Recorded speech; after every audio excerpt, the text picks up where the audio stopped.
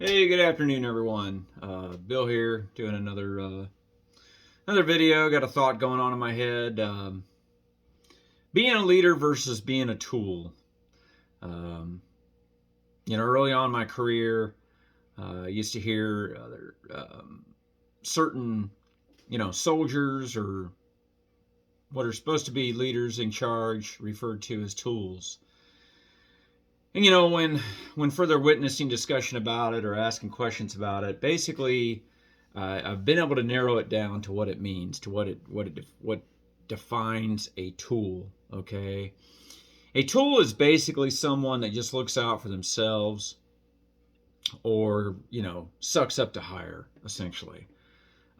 Could be just schoolhouse trained to get them to where they're at in their professional career, and they've certainly missed along the way um, some tough lessons. They've missed proper mentoring, grooming, um, to basically have a backbone. Okay, so if the first sign of a tool is someone that just regurgitates information, passes it down, makes everything sound urgent, okay, important, while the topic at hand may sound subjective or stupid to you and I, those of us who are not tools, okay, and try to sort and make sense out of things and possibly push back.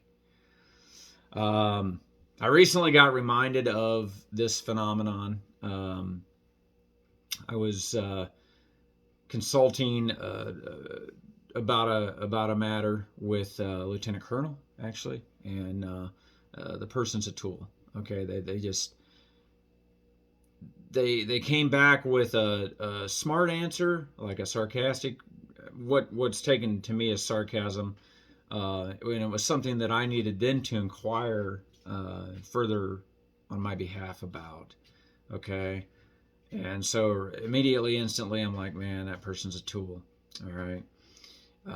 Scaled up the ladder quickly, likely never been in charge of troops, possibly only been on a staff, um, those types of things. So, um, along the way, decipher this, try to identify it quickly, because you're going to want to work around that person. If you yourself decide to try to do the right things and be a leader versus a tool. So, I hope that makes sense. Um, Again, it can be very problematic. I've ran into several of them over the years. I ran into another one, now that I'm thinking about it, um, probably within the last year. Um, Again, missed, definitely missed opportunities for mentorship and development over the person's career. It was very visible. And the way I identified this person as a tool is I brought up some pretty traumatic things that had happened at an exercise. And I did not witness them firsthand myself, so I asked this person about those things. And what they were they were micromanaging moments. They're micromanaging moments by division, um, down to my battalion level. Some things that were said that really didn't need to be said. Um, and this person did confirm that in fact happened. And he didn't exactly agree with it either, but he saw no reason to push the envelope. He said that's just the way it's always been. I said, so it's always been broken and you've always accepted it.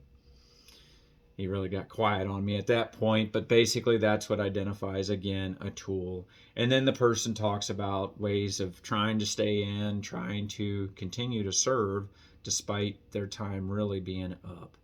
Okay. Again, identify this as early as you can so that you can, if you have to work with that person, which I did at the time, you work with them. Okay, try to be able to work with everybody. Try to not burn the bridge or kill the rabbit or instantly smoke the relationship until you no longer need it. For anything, and try to work around that tool to get answers and make improvements on things, if that makes sense. I hope it really does. But basically, they just lack a backbone. They might pretend to listen at first, or resemble a listener at first to you. But in the end, you're going to be sadly disappointed because they're just looking one way. It's all they know. It may not even be their fault. It's certainly not entirely their fault. Mentoring moments were missed along the way. We get into this concept of mentor your officers as the enlisted, right? And so I often combat that a little bit with what about the Raider? Okay, why isn't the Raider mentoring their subordinate? And I haven't really gotten a good answer on that. So, when it comes to mentorship, yeah, NCOs should be mentoring their officers. I got it. But we don't have time to do it all. Okay? And that Raider should also take the opportunities to mentor that officer. Also, if you're having to go find a mentor, which I hate the concept, but I understand it's a thing, try to get you a mentor outside your command, or even somebody retired or out of the service, as an outside exterior voice of reason type mentor. Not a bad idea. You can find some great success in that, because oftentimes when we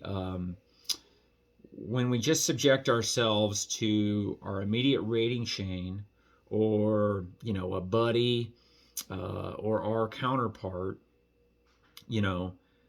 peer, so to speak,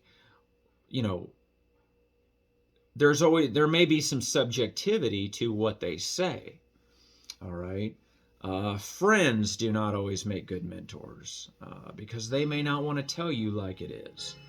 They may not want to tell me what my blind spot is, what it is I'm doing wrong, what there is that I could work on, for fear of, fracturing the friendship. All right. So just some things to think about there with mentoring. But I hate that we have to go look for mentors. I would like to think that those that mentor, by definition, is somebody that outranks you. Okay. I would like to think that those folks will be honored and accept the responsibility to mentor others, that they outrank. I know that's not the case 100%. Army Career Tracker's got some good things out there. They have a tool where you can go apply for a mentor or more mentors, and it can be according to your CMF or MOS, which is good. It's good, but again, it's going to be virtual. It's going to be online, not necessarily in your face, and personable, which is what I prefer. So, all right. So I just wanted to talk about leadership versus tools, mentorship, and I think that does it for this video. So please like and subscribe if you would. Comment below. Let me know what you're thinking. Let me know if something I said is off base, or you think it's off base or don't understand it. And let's stay in touch. Cool.